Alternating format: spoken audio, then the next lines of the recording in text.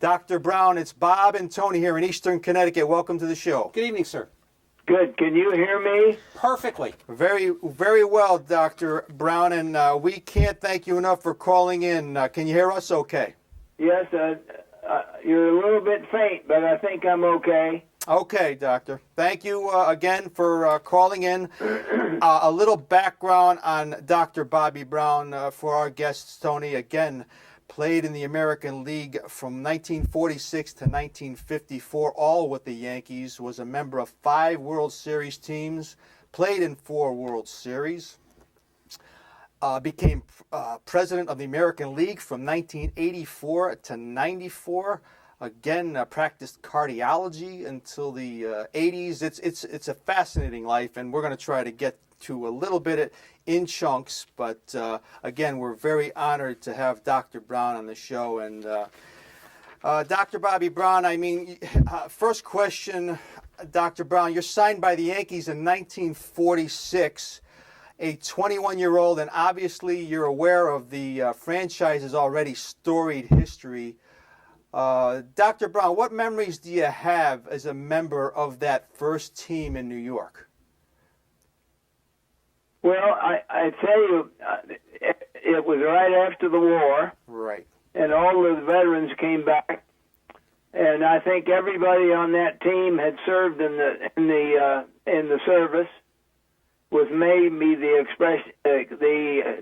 exception of George Sternweiss. Mm-hmm. I think he was deferred because of health reasons. I think he had ulcers or something, and he never did have to enlist. And so we were all veterans, and the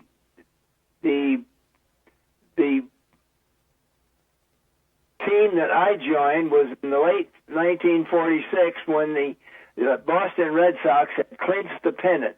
Mm-hmm. And Yogi Berra, Vic Raschi, Frank Coleman, and myself were called up from the Newark Bears, and we joined the team in September, and I think it was around the 20th of September. Right. And so because the Boston Red Sox had mathematically clinched the pennant, Yogi and I and Vic all got to play on a regular basis. Vic took his turn pitching. Yogi and I played, I think, every day until the season ended. So it was a great thrill for us, and we had hopes that, we would be there for our entire careers. And I think most of us, both Yogi and I were. Vic, I think, got traded later on, but the vast majority of his years were spent with the Yankees, and he was a terrific pitcher. And that year you came up, Dr. Brown, you were 8 for 24 in your brief time. You hit .333, and then in 47, you increased it to 150 at-bats and hit .300 as they won the World Series under Bucky Harris. And Tony and I were talking just before the show about Bucky Harris, a name that probably is not familiar to a lot of Yankee fans. A guy that either people don't remember or he just gets lost in the shuffle of Yankee greats. Share your memories of playing for Bucky Harris in 47 and 48, Dr. Brown. Well, Bucky Harris was a longtime manager in the American League. Mm-hmm. He had been with a number of teams, and of course, he was with the Washington Senators a good bit because I think he played for the Senators. Mm-hmm. And he was an easy man to play for. And, of course, I was hoping I could play more than I did. But at the same time, he was a very even-tempered, pleasant man who was a good manager and knew what he was doing. And everybody, I think, enjoyed him. And one more question before I pass you to Tony. One of your teammates, when you came up in your rookie year, obviously, one of your teammates was Joe DiMaggio, Dr. Brown, and he was 31 years old at the time and still very productive. How receptive was he to a guy like yourself? We get the idea that Joe was very to himself, aloof at times. How was he to the younger players at that time? Well, I think he was the same to the younger players as he was with the older players. Mm-hmm. And he was always pleasant. He was not someone who spent a lot of time going around the clubhouse making small talk. But at the same time, if you had something to say to him or you had a question for him, he was very pleasant in joining in, either in the conversation or answering the question. It's just that he stayed alone a lot, but any time that you wanted to get him involved in the discussion or something else, he was always very amenable. Yeah, very interesting. Again, we're honored to be on the phone with Dr. Bobby Brown. Tony, question for Doctor. Dr. Brown, this is an unbelievable honor. Thank you for being here this evening. You come up in 1946, and there's a fellow whom you're rooming with by the name of Lawrence Berra, and from what I understand, you do still call him Lawrence. Is that correct? Yes, I've called him Lawrence from day one. Yogi was his nickname, and everybody called him Yogi, and I just thought he looked like he ought to be called Lawrence. I was different, and he always called me Robert. So we have those two names, and we exchange them all the time. We would always laugh when we see each other, and I'd say, "Hi, Lawrence." He'd say, "Hi, Robert." Then we'd both laugh. That is that's fantastic. And you were his roommate, if I'm not mistaken. I roomed with him at Newark. And I got different roommates when I was with the Yankees because after 1947, I never got to spring training on time. I was always in school, and therefore, when I joined the team, I usually got whomever did not have a roommate, I usually had that person for a roommate. I understand. And I should tell our viewers, first of all, I'll tell you, Bobby, we have an autographed Yogi Berra catcher's mitt here on the set. You'll see it on the video, Dr. Brown. We send it to you. And it is from way back in the day, so it's one of our cherished props here. But I should tell our viewers, Dr. Brown attended Stanford, UCLA, and then received his medical degree from Tulane. We'll get into that as we move along here, but.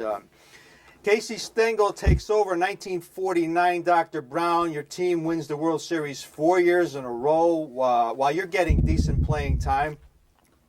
And many people in this part of the country, Dr. Brown, probably because of the Mets, think of Casey as kind of a cult hero circus act, Tony, in a way. Or a clown, yeah, sadly.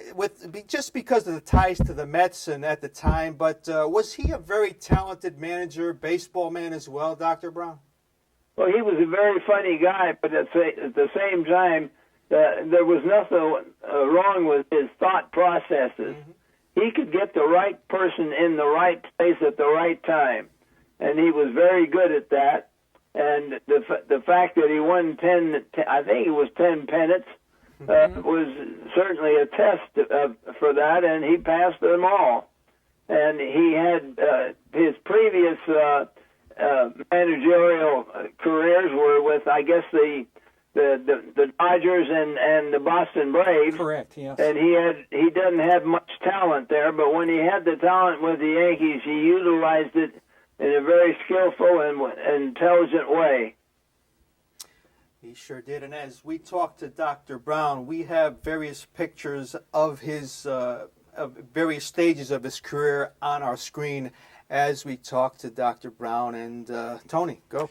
And Dr. Brown, in 1951, a young kid from Oklahoma comes up by the name of Mickey Mantle, and Bob and I, that's when we came of age as fans. And any kid, I think, in the greater New York metropolitan area wanted to be Mickey. And you saw the very young Mickey. And what were your impressions? And was he really that kind of country boy who didn't know much that we all read about, or was there a little bit more happening? Well, I can't vouch for that being a country boy. I'll tell you one thing.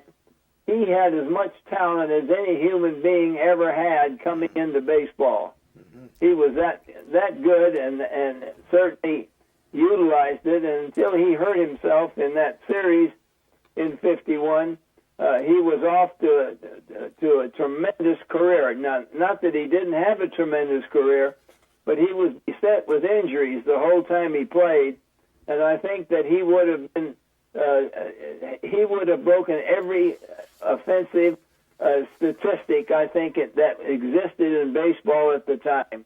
He had that much talent. Yeah, we hear that from so many We've people. heard that many times. And again, to alert our viewers, Tony, the Yankees won World Series, and Dr. Brown was a member of teams in 47, 49, 50, 51, and 52.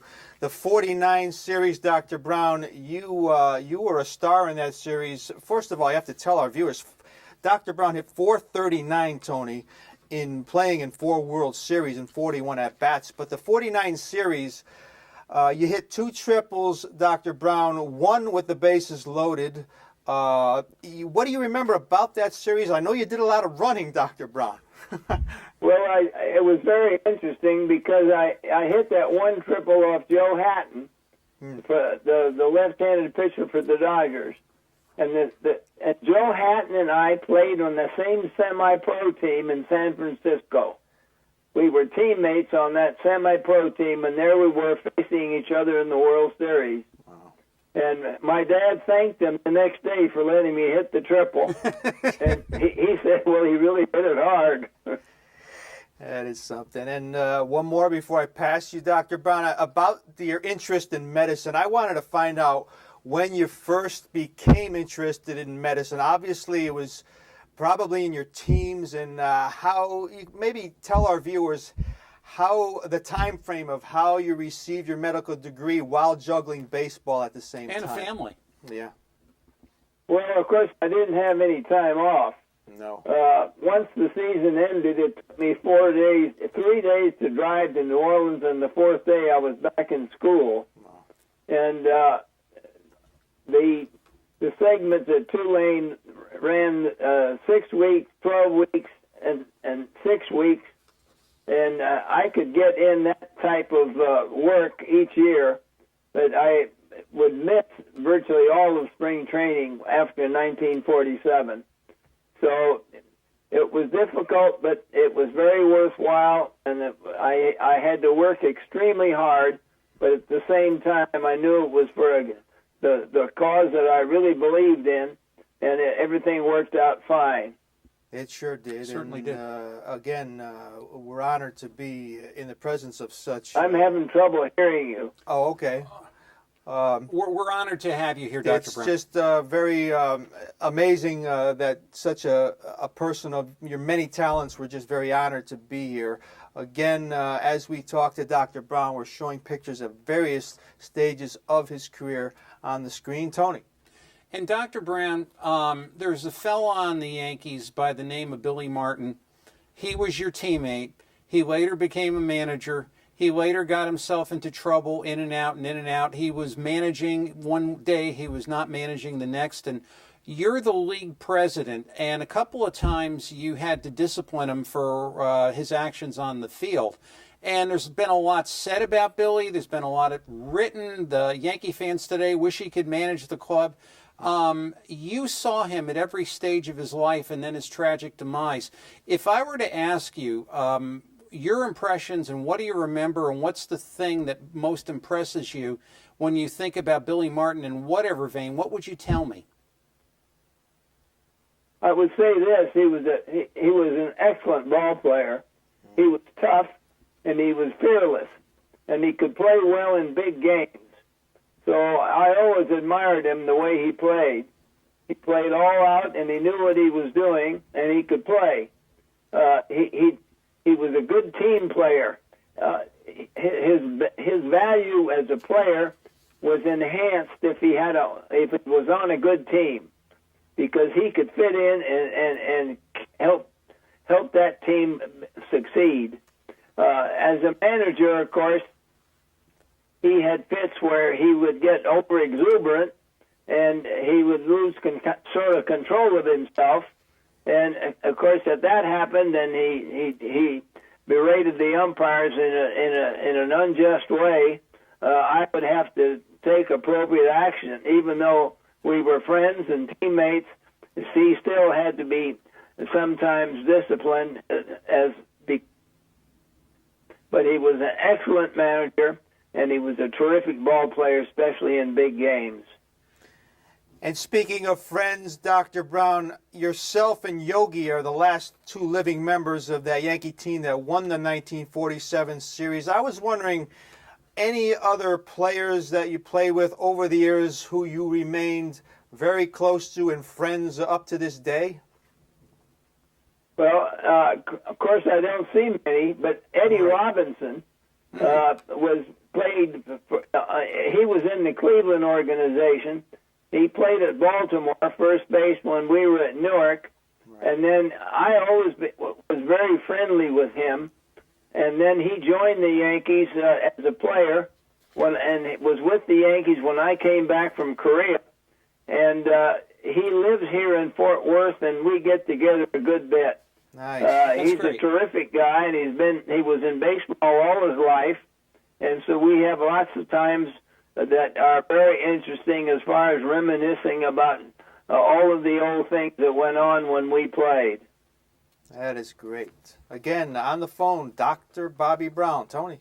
And Dr. Brown, when you stepped away from the medical practice and you became president of the American League, and personally, I think you were a terrific president. We have a structure now in baseball where we don't have league presidents. We have a commissioner. And do you think that's a good idea, or do you think each league does need its president to handle the affairs of that particular league? Well, I was always certainly not in favor of doing away with the league offices. I think the thing that they have lost a little bit is the fact that there was a tremendous rivalry between the National League and the American League. It really, to me, enhanced the All-Star Game and enhanced the World Series.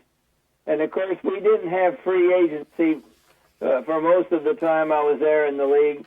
And so that the two leagues were really sort of separate.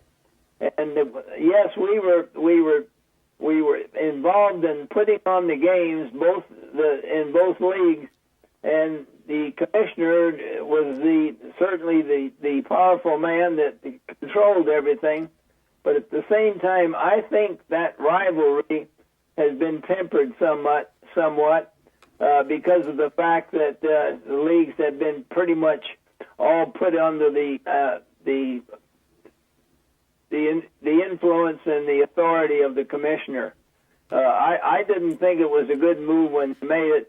I still don't think that it's worked as well as it should. And but at the same time, baseball has certainly progressed and has been increased in almost every aspect as far as number of players, as far as attendance and interest. So I'm probably in the minority, but I just felt that with two leagues, the rivalry was great, and I think that was enjoyable. I agree. Very I agree. interesting. And Dr. Brown, you had mentioned serving in Korea. Should tell our viewers that Dr. Brown missed a season and a half due to military service, and that was something that was just accepted back in the day, Dr. Brown. So many guys did it, and so many careers were interrupted and everything.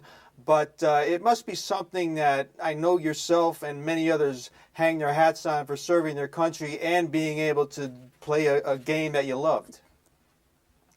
Well, I was in the Navy in World War II. I was in uniform, but I was a pre-med student when I enlisted. And the Navy took all the pre-meds and they kept them they put them in uniform eventually and kept them in school because they were afraid they were going to run out of doctors. Wow. So I was in the Navy from 1943 to 1946, and then I got called back, or I would have been called back in the doctor's draft in 52, and I had to leave the Yankees. I think it was on July the 1st of 52, and I got back in May of 54. And in Korea, I was with the 160th Field Artillery Battalion of the 45th Division. We were up on the line and on the 38th parallel the whole time I was over there, and I was with the division about 8 or 10 months, and then rotated back to Japan, and I was at the Tokyo Army Hospital for another 8 or 10 months when I was discharged and came on home. Wow, that's something amazing service to our country, and we salute you for that. Again, a few minutes left with Dr. Brown. Tony. And Dr. Brown, our Goodwill Ambassador, Jim Olenti, asked me to ask you this question. You've been successful as a Major League ball player, as a physician, and as a league president. If you can attribute your success to something, and we're not doing this justice because we're not allowing enough time for it, what would you say the greatest things you can attribute that success to would be? Well, I was a decent student, and I certainly could hit a baseball, and I didn't see any reason why I couldn't combine them. And I'm very grateful to Tulane for letting me try, and for allowing me to go part-time to school and at the same time pursue my baseball career. It had never been done before, and the fact that I was able to do it, it took a lot of hard work, and I didn't have many off days, I can tell you that.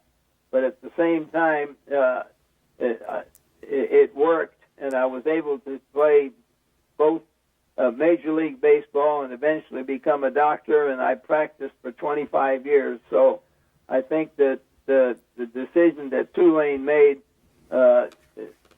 justified what I did, and I was totally grateful to that school.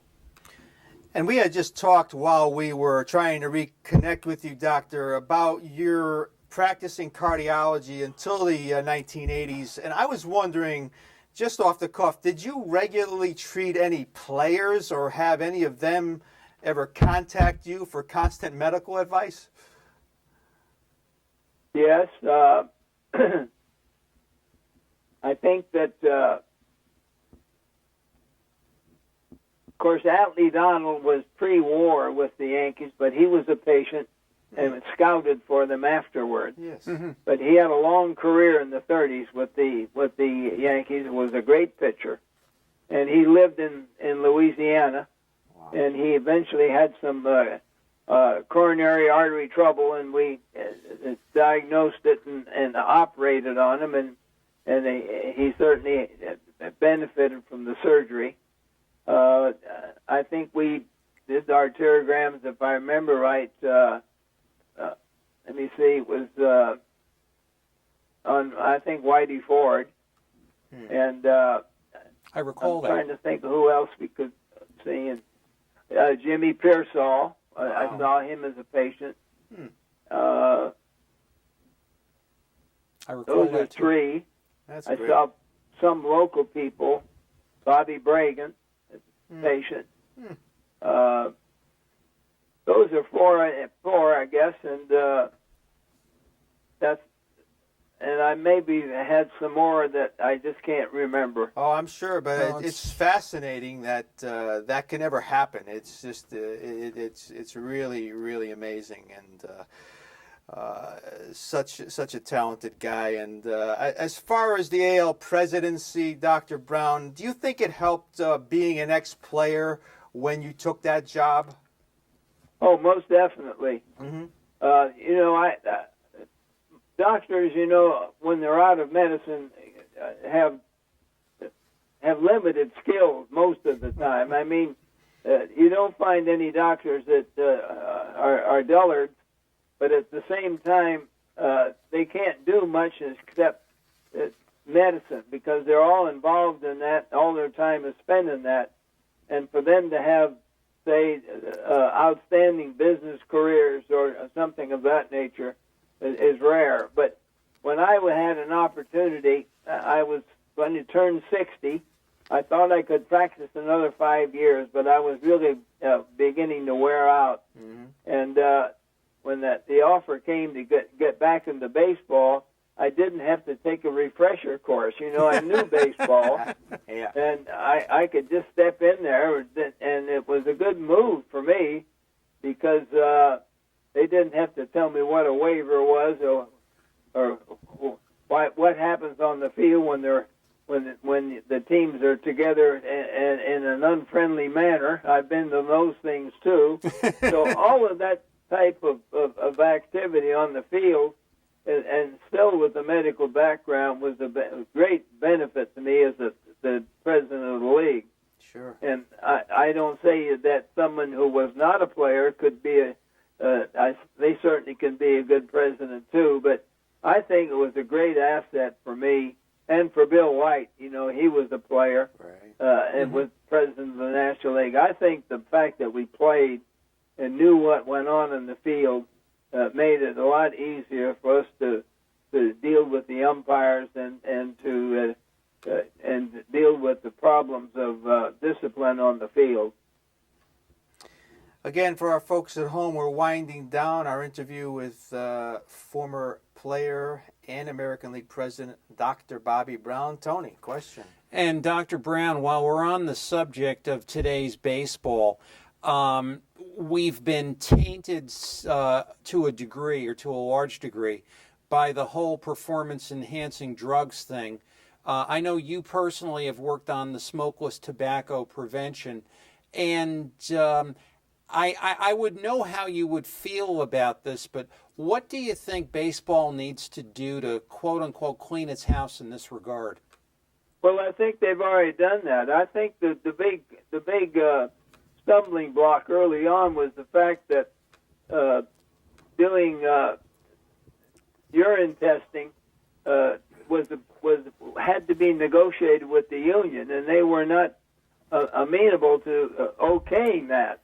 And that kept everything out of control. The fact that they have now intermittent testing of the urine allows them to get the proper test, and the players know that if they are positive for the steroids, that they're going to be severely punished. And therefore, I think it is under control now, and that it was just a matter of time. Once that program was forced on baseball by the Congress, and the fact that the union had to finally accede to it has made it where it's no longer, I think, a problem. They have to keep testing though to make sure that all stays well. But that was the clue that allowed the problem to be solved. The fact that you could do the intermittent testing and you didn't have to announce when the testing was going to be. Yes. Dr. Brown, on the subject of Old Timers Day at Yankee Stadium, it's always been a special thing, and I know you've been around for many of them. Was that always a special occasion for you, Dr. Brown, as far as returning to see your old teammates and just and some of the younger old timers, ambiance of the old Yankee Stadium anyway?